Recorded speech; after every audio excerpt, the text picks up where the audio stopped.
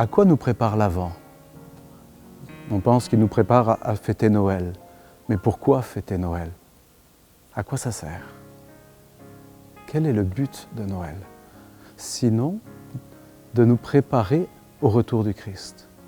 Le Seigneur est venu de façon très humble, très discrète. Il n'a pas été accueilli, il n'a pas été désiré, il était attendu ailleurs. Et d'ailleurs, les mages, quand ils vont venir le chercher dans un palais. Ils ne vont pas d'abord aller dans une grotte.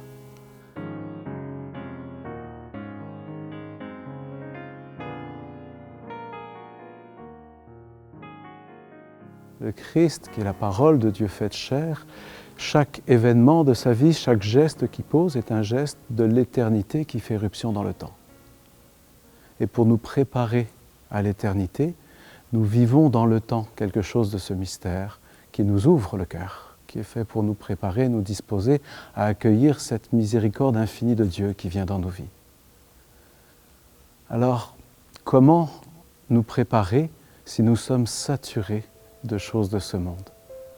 Si je suis rempli de biens matériels, si je suis distrait par toutes sortes d'activités, si je m'aliène, si je me remplis de choses, je ne saurais pas attendre, parce qu'au fond, je fais tout pour éteindre ou pour anesthésier ce vide qui m'habite, qui est un besoin, un désir profond de Dieu, que Dieu seul peut combler.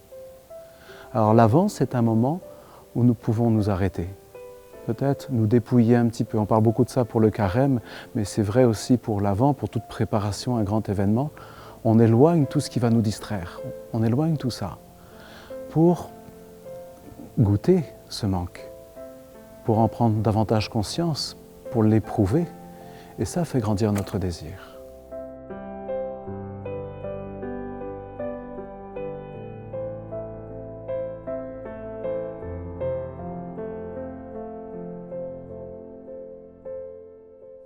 Et Jean-Baptiste nous dit « Convertissez-vous, car le royaume des cieux est tout proche ».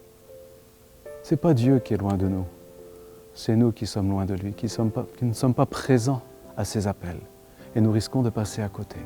Mais le souci essentiel, le danger pour nous, c'est pas que Dieu ne nous aime pas, c'est que nous passions à côté de cet amour. Pourquoi se préparer dans le temps de l'Avent pour se rendre disponible à l'amour de Dieu? Ce n'est pas quand on était bon, parfait, que Dieu nous a aimés, c'est quand on était profondément blessé et complice du mal. Et c'est ce Dieu-là qui vient donner sa vie pour nous, que nous célébrons et que nous attendons. Et c'est tellement facile de passer à côté de ces appels si nous laissons nos désirs l'emporter sur ce besoin fondamental que nous avons d'être sauvés. Et le Sauveur, il vient d'une façon très... C'est vraiment une miséricorde de Dieu qu'il vienne dans les conditions que nous allons célébrer à Noël, parce qu'au fond, il accepte de venir dans un endroit reculé, qui n'est pas le centre de l'Empire, qui n'est pas le centre de notre vie. Il accepte de passer par une petite porte, d'être à la dernière place.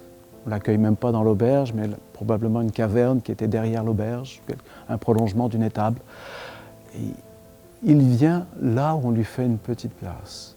Et de là, il peut commencer à grandir jusqu'au jour où il va manifester son salut pour le monde.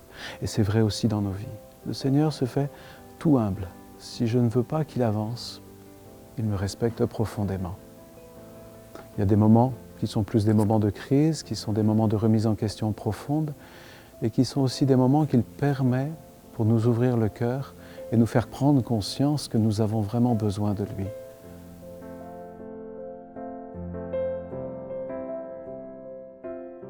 D'entrer dans sa volonté, de l'accueillir dans son humilité, de le laisser nous enseigner, nous guider, ça nous fait grandir en liberté. Et ça nous permet, au fond, de goûter cette vie qui vient du royaume et d'exulter par moments en voyant les merveilles qu'il fait dans la vie, autour de nous et dans nos vies à nous. Isaïe nous dit « Le loup habitera avec l'agneau, le léopard se couchera près du chevreau, le veau et le lionceau seront nourris ensemble, un petit garçon les conduira. » C'est ce mystère que Dieu n'a pas créé le monde pour la guerre, ne l'a pas créé pour la violence, pour la mort. Chaque créature est une œuvre magnifique. Et le Seigneur veut produire en nous ce miracle, que nous soyons capables de nous aimer avec nos caractères si différents, des histoires tellement différentes, des repères tellement différents, mais au fond, que Dieu nous conduise à la communion véritable. Parce que c'est ça qui plaît à Dieu, quand ses enfants s'aiment et manifestent son amour au monde.